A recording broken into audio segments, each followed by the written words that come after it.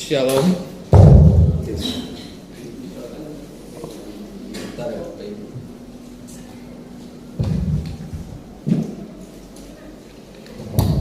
Cek, mantap. Shalom. Shalom. Bagaimana kabarnya? Dahsyat? Luar biasa. Yes. Puji Tuhan. Terima kasih buat setiap kesempatannya, Bapak Ibu Gembala, buat Tuhan Yesus Kristus, juga bagi para setiap jemaat Tuhan masih mengizinkan saya untuk memberitakan firman Tuhan juga. Sebelum itu saya mau ngucapin selamat Paskah buat Bapak Ibu. Saya yakin belum terlalu terlambat ya, masih berbau Paskah, masih hangat-hangatnya. Kemarin kita habis merayakan kebangkitan Tuhan Yesus lalu naik ke atas surga. Dan berbicara masalah Paskah, banyak sekali hal yang terjadi di dalam Paskah tersebut. Makanya ini menjadi sesuatu yang sangat penting bagi umat Kristen, bagi kehidupan kekristenan kita. Dan yang paling keren itu adalah kebangkitan dari Yesus Kristus. Kenapa keren? Karena masalah kebangkitan itu bukan perkara yang kecil ya Bapak Ibu. Apalagi kalau meninggal terus dikuburkan 3 hari lalu dibangkitkan sendiri. Itulah Tuhan Yesus Kristus kita yang luar biasa.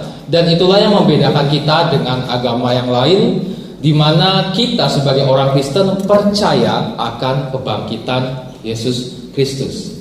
Sebelum itu saya mau tanya, di sini apakah ada yang masih tidak percaya dengan kebangkitan Yesus Kristus? Boleh angkat tangannya, biar saya tengking nanti ya. Roh Kudus yang mengubahkan, karena memang intinya adalah kebangkitan Kristus. Kalau kita nggak percaya dengan kebangkitan Kristus, sia-sia kita menjadi orang Kristen, sia-sia juga Allah kita turun ke dalam bumi ini. Sebelum itu kita baca dulu dalam Yohanes 20 ayat 19 sampai 25, masih seputar Paskah, dan ini kejadian yang cukup unik. Ketika Yesus menampakkan diri kepada murid-muridnya, kita baca bareng-bareng ya Bapak Ibu. Nanti saya ayat yang ganjil, Bapak Ibu baca ayat yang genap. Saya mulai. Yesus menampakkan diri kepada murid-muridnya. Ketika hari sudah malam, pada hari pertama minggu itu berkumpulah murid-murid Yesus di suatu tempat dengan pintu-pintu yang terkunci, karena mereka takut kepada orang-orang Yahudi. Pada waktu itu datanglah Yesus dan berdiri di tengah mereka dan berkata, "Damai sejahtera bagi kamu." 3, 2, 1.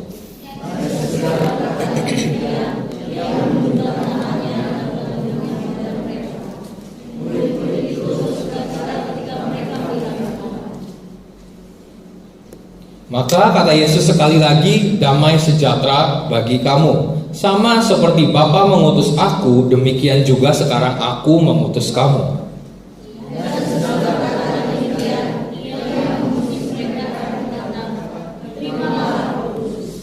Jikalau kamu mengampuni dosa orang berdosa, jika kamu mengampuni dosa orang, dosanya diampuni. Dan jikalau kamu menyatakan dosa orang tetap ada, dosanya tetap ada. Amin buat firman Tuhan. Jadi ini adalah penampakan kali pertama Yesus Kristus ketika bangkit. Dia mendatangi murid-muridnya yang sedang bersekutu, membuat perkumpulan, dan semenjak saat itu ditetapkanlah hari pertama dalam minggu, atau ditetapkan hari Sabat itu adalah hari Minggu. Padahal sebelumnya kita bergereja itu bukan hari Minggu, tapi hari yang ke-7. Hari apa Bapak Ibu hari yang ke-7? Sabtu, benar banget. Dan sampai sekarang masih ada gereja pun Advent contohnya yang masih kebaktiannya itu hari Sabtu.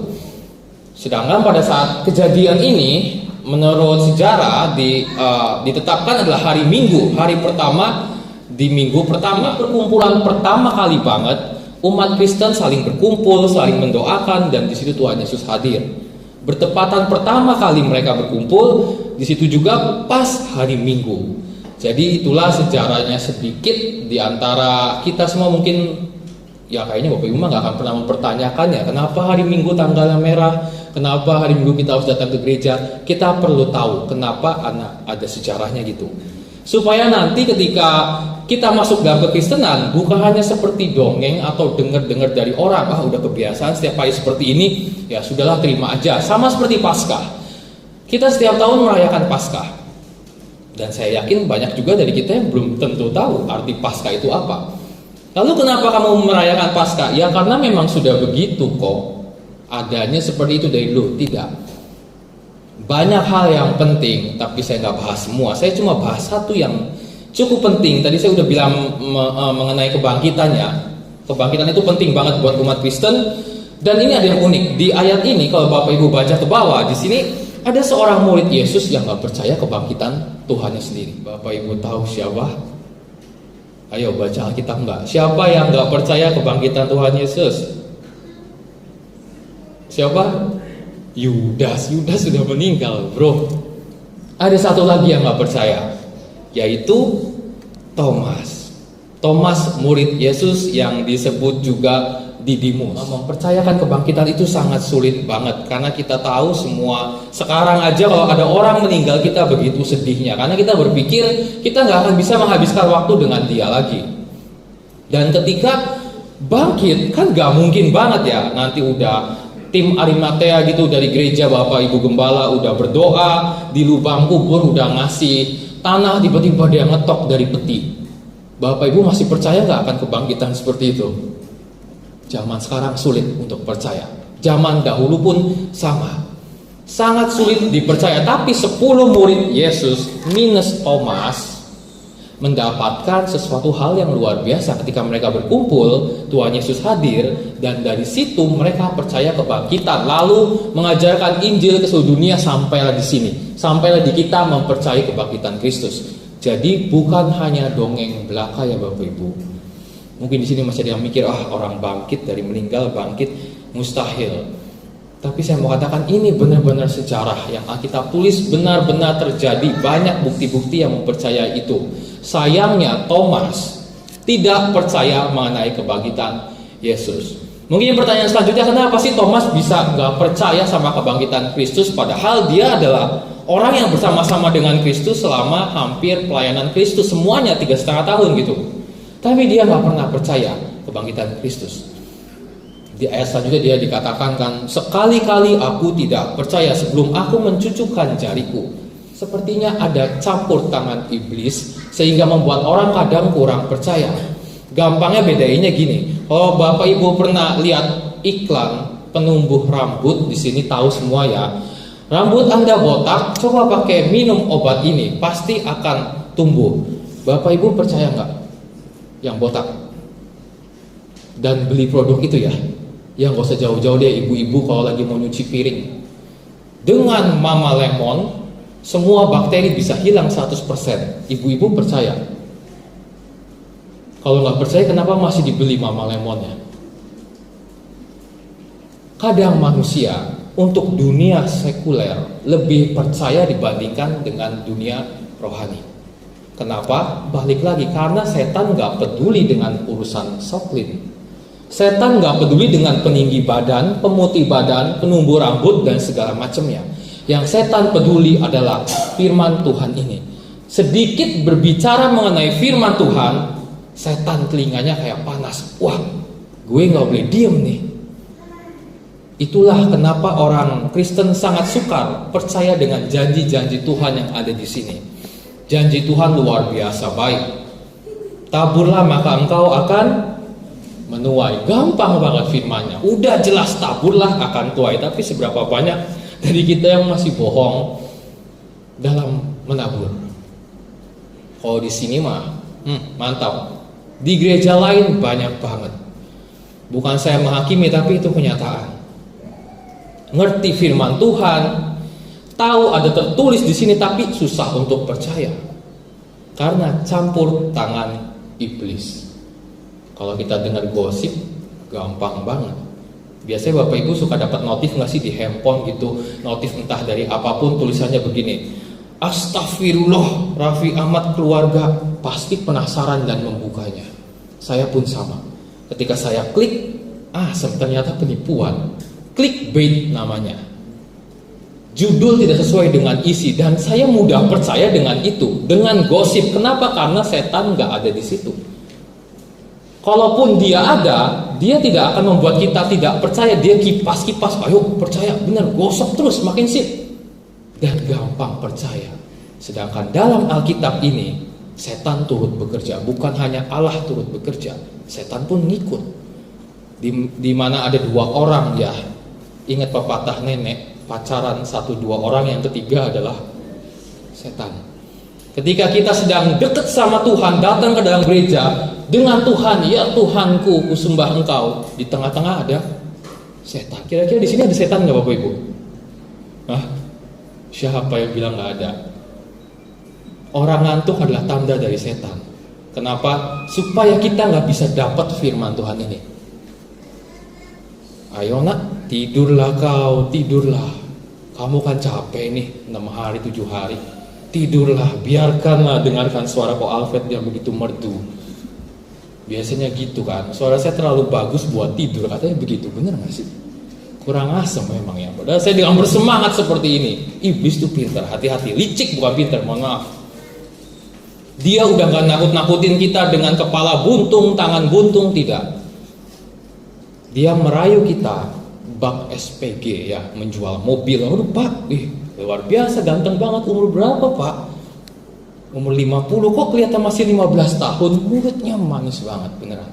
Iblis itu seperti itu. Dan saya bisa yakin di sini pun kursi-kursi yang kosong ini jangan-jangan ada iblis nih lagi pada duduk nih, memantau ini siapa yang serius ya. Dia lihat kiri kanan, wah bapak ini serius, samperin ditiup-tiup lah, tidurlah nah. Itu tugasnya iblis. Ketika berbicara firman Tuhan, dia nggak bisa diam. Kenapa harus kerja? Kenapa dia nggak bisa diam? Jadi ketika saya berkhotbah kebangkitan di sini dan bapak ibu ada yang terlena gitu, tertidur, itu iblis senang banget. Karena dengan begitu bapak ibu nggak akan pernah mengerti kebangkitan. Ya udah, tahu sekedar dongeng kebangkitannya kebangkitan. Padahal harusnya umat Kristen itu harus percaya banget Yesus Kristus dengan kuasa kebangkitan. Ibu Gembala udah cerita kemarin ya, kuasa kebangkitan itu bukan sekedar omongan, tapi benar-benar kuasa. Kalau ada yang belum mengalami ya mungkin harus lebih dekat lagi sama Tuhan. Berbicara mengenai kebangkitan, seandainya kalau kita nggak percaya kebangkitan, ini bahaya banget ya Bapak Ibu, karena akan membuat diri kita sebagai orang yang nggak akan pernah mau tahu ke depannya gitu. Maksudnya, besok saya mau mati aja nggak ada kebangkitan. Ya udah, ngapain saya jaga hidup? Lebih baik besok saya mencuri, ngapain datang ke gereja, ngapain tahan emosi? Toh besok saya mati. Kalau orang yang nggak percaya kebangkitan akan seperti itu, hidupnya bakal nggak karuan. Padahal dalam Roma 10 ayat 9 sampai 10 kita baca dulu, Paulus berkata seperti ini nih ya. Roma 10 ayat 9 sampai 10. Sebab jika kamu mengaku dengan mulutmu bahwa Yesus adalah Tuhan, ini iman, percaya kepada Yesus, dan percaya dalam hatimu bahwa Allah telah membangkitkan dia. Ini apa yang pengen Tuhan suruh kita percaya? Allah pengen kita percaya kalau Allah membangkitkan dia dari orang mati, sehingga kamu akan diselamatkan. Ayat 10.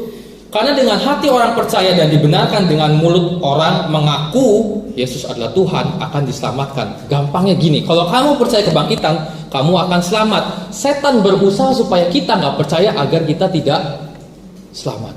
Dia tidak mau disiksa di neraka sendirian. Dia butuh besti-bestinya, entah dari luar, entah dari sini, semuanya dia pengen gitu. Karena ringan sama dijingjing, berat sama dipikul. Kata pepatah dunia, mungkin setan mikir gitu, aduh ini api panas banget di neraka, kalau saya sendiri kayaknya panas banget nih, saya cari temen mungkin dengan rame-rame kita bisa konser di neraka. Banyak yang bilang katanya artis-artis banyak di neraka ya, nanti ada yang main drum, ada yang nyanyi. Saya nggak tahu tuh apakah neraka seperti itu. Kok neraka jadi indah kok bayangan saya, padahal harusnya itu begitu menyeramkan. Hati-hati, iblis pinter. Dia terus bujuk kita, bukan hanya kebangkitan, semua janji di sini dia putar balikan supaya kita nggak percaya, supaya Kristus datang Paskah ini nggak berguna. Dia udah turun meninggal buat kita tebus dosa kita, itu nggak berguna karena kita nggak percaya. Karena mulut kita nggak ngaku tuh di sini kan, dengan mulut orang mengaku dan diselamatkan. Ya kalau orang nggak ngaku ya nggak akan diselamatkan. Iblis tahu tentang itu.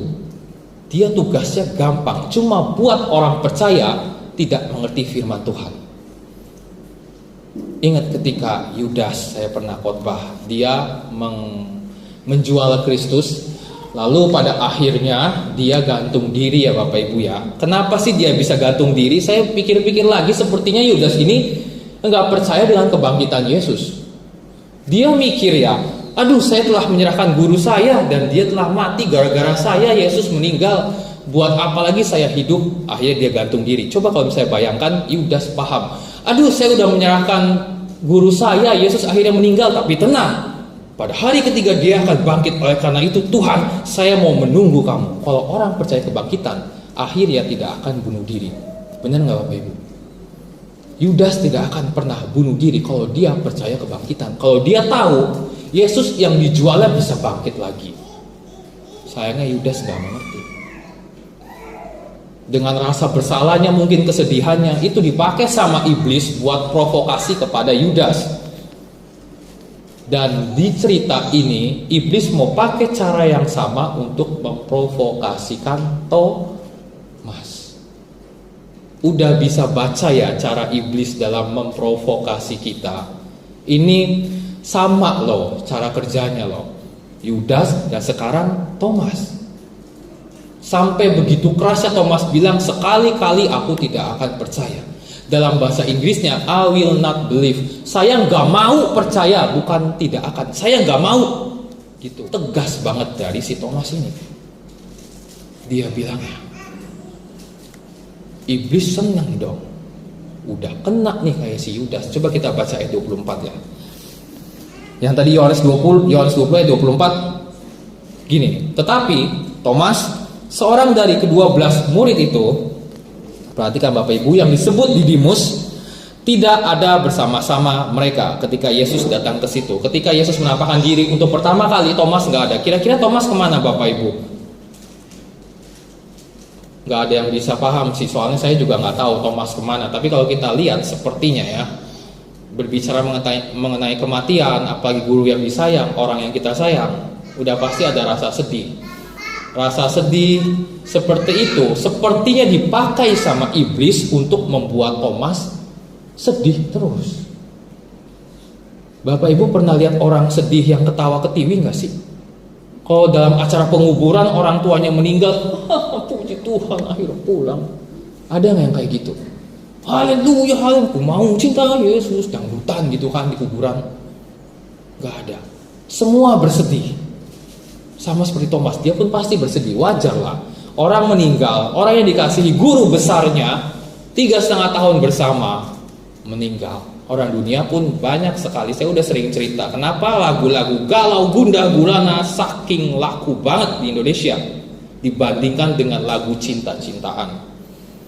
Karena orang manusia suka banget hidup dalam kesedihan. Tidak mau sedih, tapi ketika sedih dia mau hidup dalam kesedihan itu. Dia sudah pergi kan, tiada lagi yang ku harapkan. Tahu lagu itu nggak Bapak Ibu? Tahu ya, itu lagu jadul loh. Saya cari loh. Tiada lagi yang ku impikan, biar aku sendiri tanpa dirimu. Ditinggal ya udah, nggak peduli, yuk main, nggak, biar aku sendiri. Sama seperti Thomas, saking sedihnya sama Tuhan. Mungkin iblis kalau lagi didramakan gitu kan, Thomas lagi di danau gitu sambil mancing, dia bilang, Thomas, kunaon maneh? Iya, Yesus telah meninggal, guru saya meninggal. Iya ya, iblis bilang. Dia padahal orang hebat ya Thomas. Iya bener banget iblis, orang hebat, mukjizatnya luar biasa, mantep. Iya, pengajarannya dahsyat. Iya, tapi sayang kenapa dia meninggal ya? Iya, itu yang saya sayangkan. Ingat coba kenangan kamu beri makan 5.000 orang. Langsung Thomas flashback. Oh iya ya. Tapi bayangkan sekarang dia udah tidak ada lagi. Iblis sebegitu liciknya manipulasi pikiran Thomas. Sehingga akhirnya Thomas, ya udahlah. Memang sedih, memang tidak akan bangkit lagi. 10 orang, mereka bersedih, mereka berkumpul untuk berdoa. Thomas, mungkin dia saking sedihnya nggak mau gabung sama mereka. Biar aku sendiri gitu. Kalau ada lagu saat itu kayaknya dia dinyanyiin terus sama Thomas ya. Di danau tiada lagi, di mana di gunung tiada lagi. Saking galaunya. Dan zaman sekarang hati-hati anak muda, banyak lagu-lagu senja, lagu-lagu yang enak di telinga, easy listening gitu kan, tapi membawanya kepada aku takut dewasa. Kenapa harus takut dewasa coba? Tapi enak, saya pun sering dengar. Jadikan ini perpisahannya. Kenapa harus jadikan ini perpisahan yang termanis? Kalau manis ya gak usah pisah. Tapi orang sekarang, anak muda terlebih, suka banget sama itu. Kukira kita akan bersama. Siapa yang gak tahu lagu itu? Senang banget. Nyampe kayaknya relate banget sama saya ya. Liriknya mantep banget ya, tulisnya mantep. Kebanyakan lagu dunia yang buat kesedihan itu nempel di sini. Kenapa? Karena setan turut bekerja. Iya loh, lihat lagunya itu keren kan? Hati-hati anak muda, jangan sampai hatimu dimanipulasi sama iblis. Anak muda itu makanan kesukaannya iblis. Thomas itu masih muda, suka banget masih gampang sakit hati, gampang baper. Sedihnya berkepanjangan. Sedih boleh, tapi jangan selalu sedih mulu sampai mati gitu kan. Gak akan pernah berkembang kita. Kasih batas, saya mau sedih Tuhan 1 bulan, stop, udah berhenti. Setelah 1 bulan cengengesan lagi. Amin. Anak muda kayaknya masih sedih di sini ya, atau baru putus semua di sini. Jangan pernah sedih ya. Masih banyak ikan di laut, masih banyak nelayan di laut. Kalau buat perempuan, kalian tinggal pilih mau yang umpan mana nih. Itu si Opa tuh kayaknya enak umpannya, caplok lah. Dunia bukan cuma satu pria atau satu wanita aja, masih banyak banget. Jangan sampai kesedihan jadi hobi kita. Orang yang suka hobinya bersedih, ya udah kerjaannya akan menyendiri terus kayak Thomas. Dan akhirnya membuat Thomas ini tidak bisa ikut berkumpul dalam kebaktian perdana umat Kristen, di mana Yesus pertama kali menampakkan diri kepada pria. Ini perlu ditekankan karena Maria Magdalena pun katanya sudah bertemu dengan Yesus di kuburan. Tapi ingat ya, wanita tidak dihitung dalam Alkitab. Yang dihitung adalah pria. Dan ini ada 10 pria semua. Itu makanya dihitung jadi yang pertama. Dan ketika pertama ini Thomas bolos datang kebaktian ini gara-gara kesedihan. Dan kalau Bapak Ibu lihat ya, banyak hal yang gak diterima sama Thomas. Banyak hal sekali keuntungan-keuntungan yang diterima 10 murid Tuhan, tapi Thomas tidak dapat hanya karena dia bolos ibadah. Iblis senang banget. Akhirnya Thomas galau juga. Tapi Tuhan Yesus lebih hebat.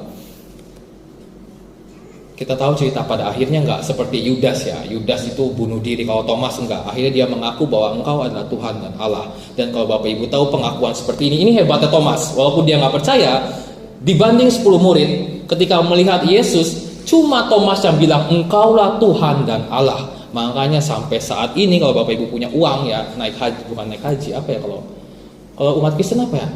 Masa naik Kristus gitu? Naik pendeta atau apa? Nanti lihat makamnya Thomas, di situ tertulis loh, Your God and my Lord. Itu jadi slogannya Thomas, karena cuma Thomas yang keluar seperti itu mulutnya dibandingkan 10 yang lainnya ketemu Kristus. Itu hebatnya Thomas. Oke, kita balik lagi tadi yang kebolos ibadah. Apa aja sih yang gak diterima Thomas ketika dia bolos ibadah? Ini banyak banget dari ayat 19 sampai bawah, kita baca ulang. Ketika hari sudah malam, pada hari pertama minggu itu berkumpullah murid Yesus di suatu tempat. Pada waktu itu datanglah Yesus dan berdiri di tengah-tengah mereka. Tengah-tengah mereka itu 10 murid Yesus minus Thomas ya. Thomas nggak ada ya. Dan Tuhan Yesus berkata seperti ini, damai sejahtera bagi kamu. Damai sejahtera buat siapa Bapak Ibu? 10 murid. Thomas dapat nggak? Nggak dapat. Oke, pinter banget Bapak Ibu ya. Lanjut ayat 20. Dan sesudah berkata demikian, ia menunjukkan tangannya dan lambungnya kepada mereka. Murid-murid itu bersuka cita. Yang bersuka cita siapa? 10 murid minus Thomas. Thomas lagi ngapain? Bergalau cita mungkin ya. Lagi kukira gitu. Dia nggak dapat suka cita. 10 orang ini dapat. Lanjut ayat selanjutnya. Maka kata Yesus sekali lagi, damai sejahtera bagi kamu. Ini ganda damai sejahtera, dapat double porsi lagi damai sejahtera. Lalu sama seperti Bapa mengutus aku, demikian juga sekarang aku mengutus kamu. Ini poin pengutusan. 10 dapat, Thomas enggak dapat. Yang paling penting yang ini. Dan sesudah berkata demikian, ia menghembusi mereka. Mereka siapa? 10 orang minus Thomas. Terimalah Roh Kudus. Thomas dapat nggak? Dapat nggak Bapak Ibu?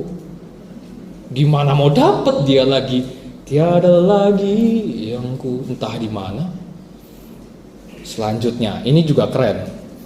Jikalau kamu mengampuni dosa orang, dosanya diampuni. Dan jikalau kamu menyatakan dosa orang itu tetap ada, dosanya tetap ada. Biasanya yang cuma berhak mengampuni dosa itu cuma Allah yang maha besar. Tapi 10 orang ini dikasih karunia, dikasih jurus ilmu, kamu bisa mengampuni orang. Tapi Thomas dapat nggak?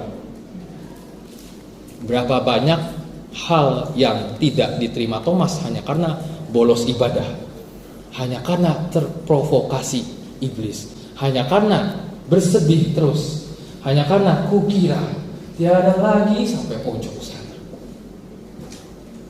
Terus bersedih, bolos kebaktian, dan akhirnya nggak dapat semua berkat ini. Menjadi himbauan bagi kita ya umat Kristen, jangan pernah sampai bolos kebaktian ya Bapak Ibu. Kita nggak tahu berkat apa aja yang ada saat ini, nggak sama. Saya bisa pastikan berkat hari ini, berkat kemarin, berkat minggu depan tidak akan pernah sama.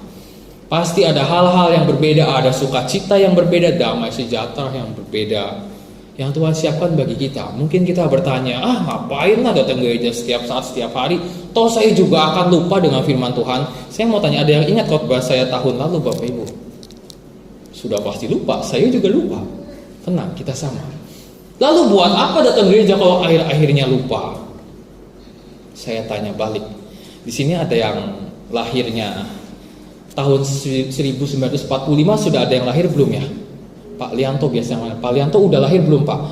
1945. Aduh, siapa di sini yang paling senior ya? Ya udahlah, anggap aja ada seseorang yang lahir. Ya janganlah 2000 aja. Tahun 2000 saya mau tanya kepada Bapak Lianto, jam 3 sore Bapak Lianto masih ingat makan apa? Lupa. Maksudnya apa? Maksudnya walaupun Bapak Lianto lupa tahun lalu, tapi dia masih hidup sampai sekarang karena dia makan tahun itu. Ngerti ya Bapak Ibu ya? Saya ulangi, Bapak Lianto bisa hidup sampai tahun 2022 karena makanan yang dia makan di tahun 2000. Walaupun dia lupa. Kita pun sama. Kita masih setia sama Tuhan, kerohanian kita masih baik sampai saat ini. Itu pasti ada andil dari firman Tuhan yang kita dengar tahun lalu, walaupun kita lupa. Amin. Jadi kalau kita men-skip satu aja, makanan kita berkurang satu porsi. Kecuali kalau memang tidak bisa bangkit dari kasur gitu kan, jangan sampai ya Bapak Ibu. Saya nggak tahu berkat apa saja, bisa online kok. Aduh, saya capek jelasinnya ya. Online tuh begini, tahu salib Bapak Ibu ya. Salib tuh kayak gini ya. Kalau ibadah yang benar, bukan hanya ke atas tapi ke samping juga, sama kayak kita ke sebelah gitu.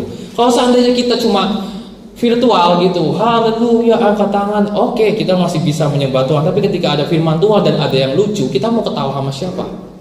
Lucu banget sendiri. Aduh sedih sendiri. Paham ya Bapak Ibu ya? Bukannya saya nggak suka online, tapi beda sukacitanya. Kemarin pun saya semacam galau banget kan. Kemarin nggak datang persekutuan, mohon maaf ya Bapak Ibu Fernando ya. Mohon maaf banget saya nggak bisa datang karena ada tesis. Walaupun berkatnya sampai, thank you banget. Berkatnya sampai di rumah ketika saya makan itu ayam, enak. Saya mau bilang sama siapa? Kalau saya datang kebaktian, Bu, enak banget, siapa yang masak? Saya paling sebelah kiri lemari enak loh. Dia mau jawab apa coba? Karena saya bolos kebaktian keluarga, itu sukacitanya nggak saya dapat, walaupun berkatnya saya dapat. Tuhan memberkati kita. Memang setiap orang diberkati, tapi Tuhan punya berkat khusus ketika kita datang berkumpul di sini. Amin. Jangan pernah sampai skip. Kalau bukan hal yang benar-benar, yang benar-benar ini banget tuh, penting banget, jangan sampai. Kita dapat double porsi loh nanti. Berkat pribadi, yes. Berkat bersama-sama, yes. Berkat dari Bapak Gembala, diberkatilah, yes. Dapat 3 lagi. Kalau di gereja lain, pembukaan juga ada doa berkat juga. Maksudnya berkatilah, jadi 4. Kayaknya kita harus membuka dengan doa berkat juga, biar berkat-berkat terus. Belum lagi firman Tuhan. Oh, akhirnya saya mengerti. Belum lagi dengar si Abdul, akhirnya saya ketawa. Gitu kan. Walaupun gak ada yang ketawa di sini. Saya merasa gagal jadi pelawak. Gak apa-apa, tapi saya berhasil jadi pembawa firman Tuhan. Amin. Yang pertama, jangan pernah bolos.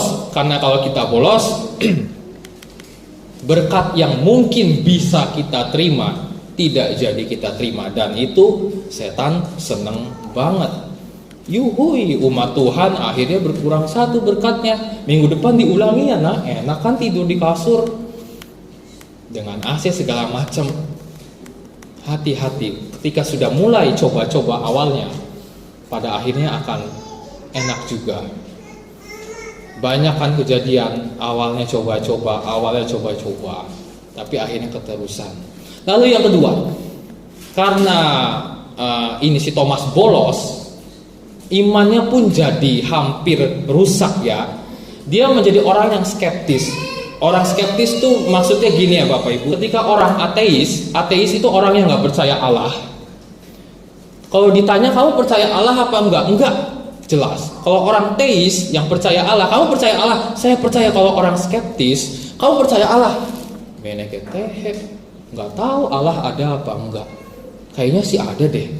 Itu orang skeptis. Dia selalu penuh dengan keraguan-raguan. Dan dia nggak pernah tahu ini janji Tuhan benar apa enggak ya. Tuhan bangkit benar apa enggak ya. Tahu dari mana saya kalau Thomas skeptis? Dari perkataannya yang berkata, sekali-kali aku tidak akan percaya. Ayat 25, I will not believe. Aku gak mau percaya. Padahal yang ngomong 10 murid Yesus, yang ngomong sahabat besti deketnya selama 3,5 tahun. Ya Tuhanku, dia gak percaya. Bahkan Yesus pernah bilang kan, anak manusia akan disiksa, diserahkan, mati, kemudian akan dibangkitkan. Keluar sendiri dari mulut Yesus. Tapi Thomas gak percaya. Dan Thomas ini adalah orang Yahudi Bapak Ibu, asli Yahudi. Di mana dia orang Yahudi zaman dulu. Kalau yang terjun di dalam teologi seperti ini, ahli Farisi, orang Yahudi asli, itu sudah pasti baca perjanjian lama. Dan saya lihat perjanjian lama itu banyak kasus kebangkitan. Elisa ya, paham ya? Elisa pernah membangkitkan pemuda. Bukan pemuda, anak kalau nggak salah, anak janda di Sarfat kalau nggak salah, dibangkitkan ya, benar ya Maya? Oh ya, Nain. Bukan, Nain mah Tuhan Yesus. Iya, Nain mah di perjanjian baru.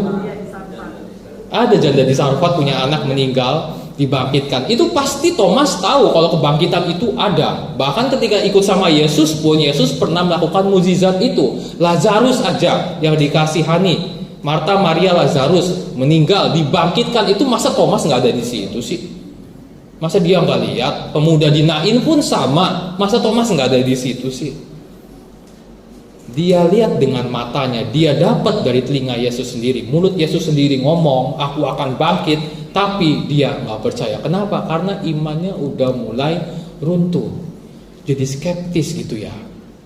Jangan seperti Thomas ya Bapak Ibu. Dia sering dengar firman Tuhan, dia melihat sendiri mukjizat Tuhan, tapi dia gak percaya. Dia gak mau percaya, lebih tepatnya. Orang kalau udah bilang gak mau, itu lebih susah diyakinin. Masih mending yakinin orang yang gak percaya ya. Orang gak percaya kita kasih bukti. Nih, lihat nih, dia percaya. Orang yang gak mau percaya kita kasih bukti. Nih, mau percaya gak? Gak akan pernah percaya. Sekali-kali aku tidak akan percaya kecuali aku mencucukkan jariku ke lubang tangan Yesus. Yesus sepertinya panas juga. Sini kamu Thomas, nih katanya mau cucuk, sini. Apakah dicucukkan akhirnya Thomas? Iman seperti ini berbahaya. Ketika kita harus melihat dulu baru percaya, ini berbahaya banget ya Bapak Ibu. Banyak kan diantara, gak usah Bapak Ibu, saya pun sama seperti itu. Kadang saya berpikir, Tuhan, kalau Engkau berkuasa, tolong jadikan aku kaya. Gampangnya gitu aja deh. Tuhan, kalau Engkau berkuasa, sembuhkan sakit saya. Iman yang masih labil banget ya. Kalau orang bilang, saya mau lihat dulu, saya mau mengerti dulu, saya mau mengalami mukjizat dulu, baru percaya Tuhan, saya bisa katakan orang itu nggak pernah konsisten dalam hidupnya. Kenapa? Karena dalam kesehariannya pun dia terkadang tidak mengerti tapi percaya. Contohnya gimana? Tadi saya udah kasih contoh di sini, Bapak Ibu tahu kan? Kursi ini yang biru ini, ada yang tahu dia bisa nahan berat bobot berapa kilo? Ada yang paham, ada yang tahu? Lalu coba hitung dengan berat badan Bapak Ibu, apakah dia bisa kuat sampai ibadah ini selesai atau ngejeblak gitu ke belakang, bikin malu satu gereja? Ada yang berpikiran sampai situ nggak sih? Nggak ada kan? Kenapa? Karena kita percaya. Padahal kita nggak mengerti. Kalau seandainya umat Kristen mau mengerti dulu, baru percaya, lakukan semua itu dalam kehidupanmu. Bawa kalkulator di sini, bawa rumus fisika, hitunglah ini berapa ya kilogramnya, ini segala macam. Belum naik kereta api. Siapa yang nggak pernah naik kereta api di sini? Pesawat ya pesawat pasti jarang sih. Kalau kereta api pasti banyak ya. Kalau Bapak Ibu naik kereta api, ketika naik, Bapak Ibu tahu siapakah yang menyupirnya? Tahu dong, masinis. Tapi Bapak Ibu tahu apakah dia benar masinis?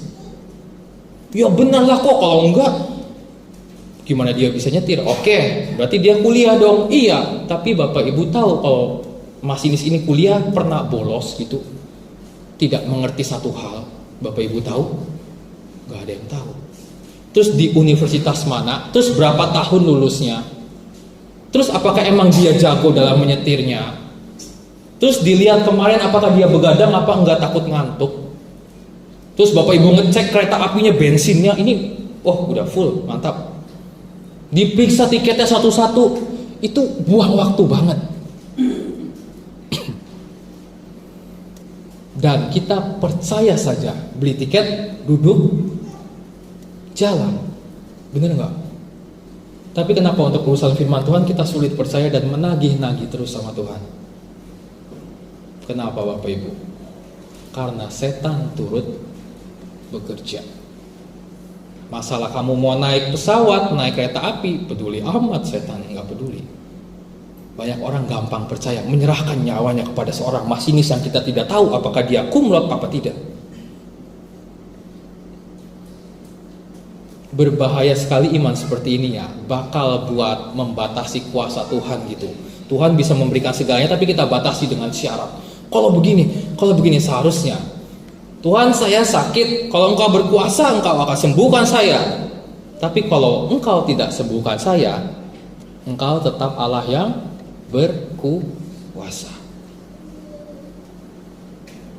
Kalau Engkau memberkati saya, berarti Engkau mencintai saya Tuhan. Tapi kalau Engkau tidak memberkati saya, Engkau tetap Allah yang mencintai saya. Itu iman yang sulit-sulit sekali. Balik lagi, kenapa? Karena setan turut bekerja. Masalah firman Tuhan, berkat, janji, setan turut bekerja supaya kita nggak percaya. Masalah beli obat, kita nggak ngerti tulisannya dokter semacam apa, tapi kita percaya dan minum, setan nggak bekerja di situ. Mau naik kapal, mau duduk di sini sampai besok, terserah Bapak Ibu, setan nggak peduli. Dan itu buat kita gampang percaya. Hari ini Bapak Ibu udah tahu cara setan manipulasi ya. Saya juga lagi belajar dari tahun ini saya mulai naikin persembahan, saya mulai naikin perpuluhan. Mungkin di sini Bapak Ibu, Mama, Papa saya aja nggak tahu kalau saya memberikan perpuluhan 2 kali gitu dengan nama yang berbeda. Bukan saya karena banyak duit, enggak. Saya nggak punya banyak uang, tapi saya mau percayakan sama Tuhan.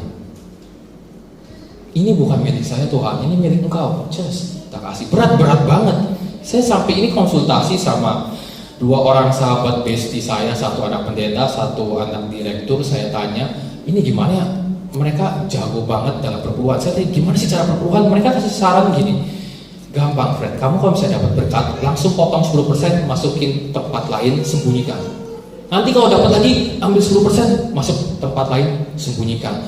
Dan peraturannya, jangan pernah dihitung itu uang. Ngomongnya gitu.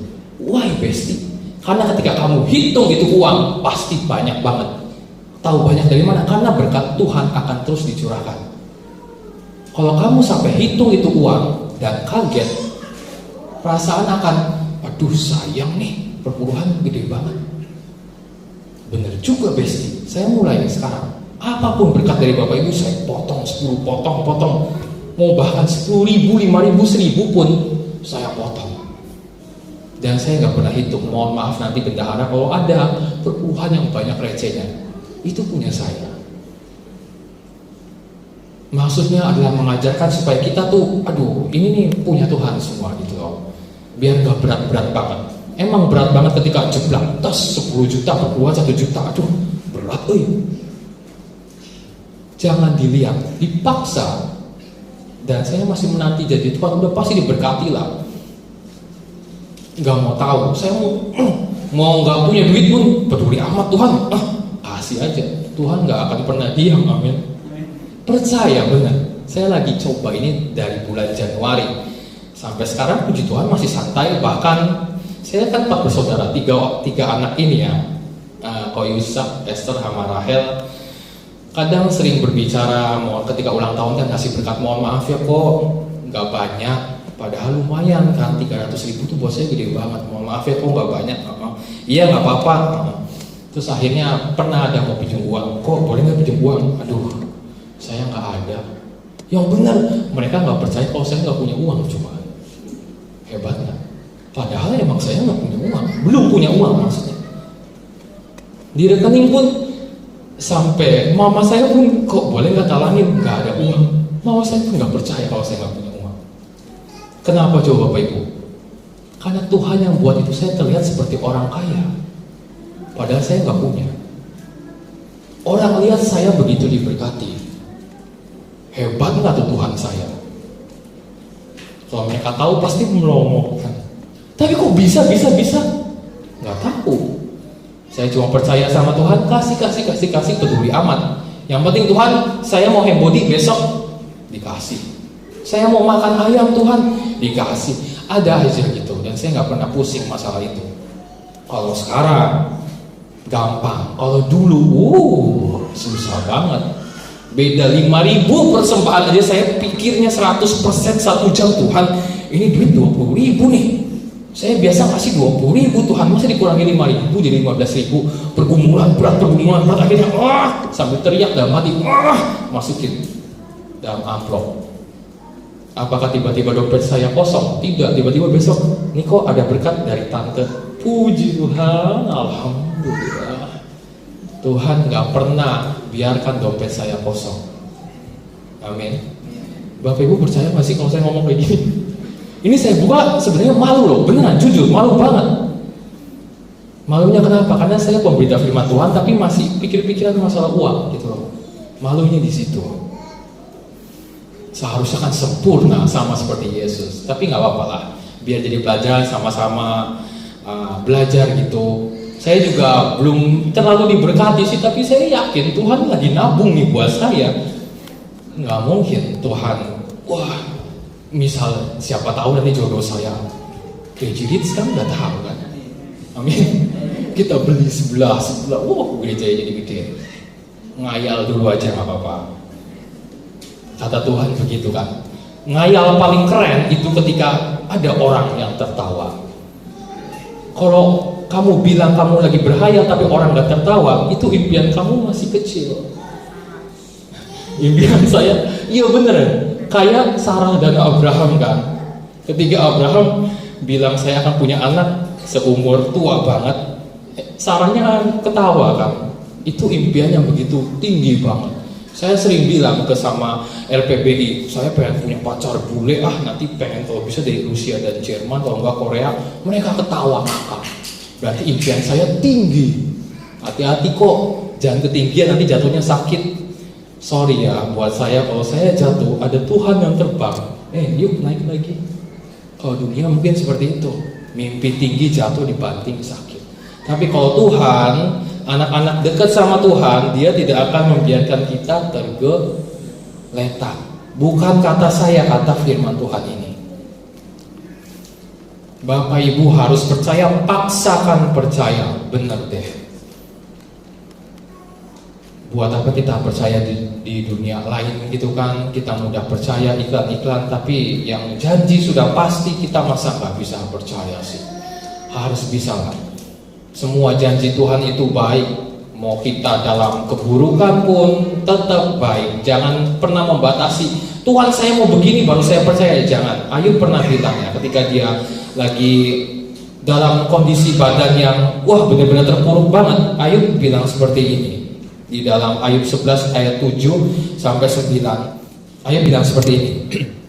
Dapatkah engkau memahami hakikat Allah, menyelami batas-batas kekuasaan yang maha kuasa?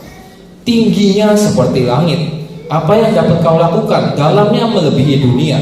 Orang mati, apa yang dapat kau ketahui? Lebih panjang daripada bumi ukurannya, dan lebih luas daripada samudra. Ini Ayub orang yang saleh banget, soleha. Dia aja gak ngerti Allahnya sendiri. Dia aja gak bisa menyelami pikiran Allah. Gimana kita yang soledat gitu. Soledat tuh terpleset bangun, terpleset bangun. Bukan Bapak Ibu, saya juga sering jatuh bangun, aku jatuh lagi, bangun lagi, jatuh bangun. Emang seperti itulah enaknya kekristenannya. Jatuh bangun tapi Tuhan tetap tolong, tetap setia. Dia nggak pernah bilang, wah udahlah kamu sih lomba nakal, jatuh bangun mulu, udah sana pindah aja agamanya. Nggak pernah bilang kayak gitu. Tinggal tunggu dari kitanya mau percaya. Walaupun Tuhan nggak bisa kita mengerti, ya 100% kita bisa percayalah. Amin. Makanya agama itu berbicara mengenai kepercayaan. Kalau kita udah nggak percaya Tuhan, ya udah, mau janjinya semanis apapun tidak akan pernah kita percaya. Bapak Ibu jatuh cinta sama satu orang lalu dikhianati. Ketika orang itu bilang, aku tidak akan mengulangi lagi, aku begitu cinta padamu adik, abang akan mengusahakan yang terbaik. Masih percaya nggak masih abang? Sangat sulit untuk percaya kalau kita sudah disakiti. Tapi Tuhan gak pernah nyakitin hati kita ya. Itu 100% bisa dipercaya Bapak Ibu ya, amin. Saya punya pemain musik. Jangan sampai kita sama seperti Thomas gitu, penuh keraguan-raguan, lalu bolos ibadah karena berkat Tuhan itu luar biasa banget. Kemarin Abdul dan Aisyah sudah punya anak, puji Tuhan, alhamdulillah. Udah 5 tahun berlalu, anak ini masih kecil, polos banget. Dia cerita sama saya, Pak Pendeta, anak saya kurang ajar deh. Kenapa? Nggak tahu. Setiap hari si Aisyah ini, dia selalu menyediakan susu sapi asli, beli mahal lagi sebelum dia berangkat sekolah. Tapi si Nurul anaknya Abdul dan Aisyah, si Nurul ini nggak pernah mau minum. Ketika hari Senin dibilang, nah Nurul minum yuk, nggak mau. Selasa Nurul minum yuk, nggak mau. Rabu nggak mau. Ini anak saya aneh banget Pak Pendeta. Dia cerita sama saya seperti itu. Akhirnya kesel dong si Abdul, udah beli susu mahal-mahal nggak boleh diminum. Kamu kenapa sih Nurul nggak mau diminum susunya? Nurul cuma dengan enteng jawab gini, saya nggak akan pernah mau minum susu sapi ini kalau saya tidak mengerti kenapa sapi hitam makan rumput hijau keluar susunya putih. Ada yang bisa jelaskan di sini Bapak Ibu? Aisyah cuma geleng-geleng dan bilang, hei Nat, gak usah banyak cakap lah kau. Kamu tidak perlu mengerti itu, tapi yang pasti susu itu baik untuk kesehatan. Kita gak perlu mengerti Tuhan, tapi janji Tuhan selalu yang terbaik buat kita. Amin. Tundukkan kepala, katakan, ku mau cinta Yesus. Apa apapun badai masalah hidup kita, tetap cinta sama Yesus.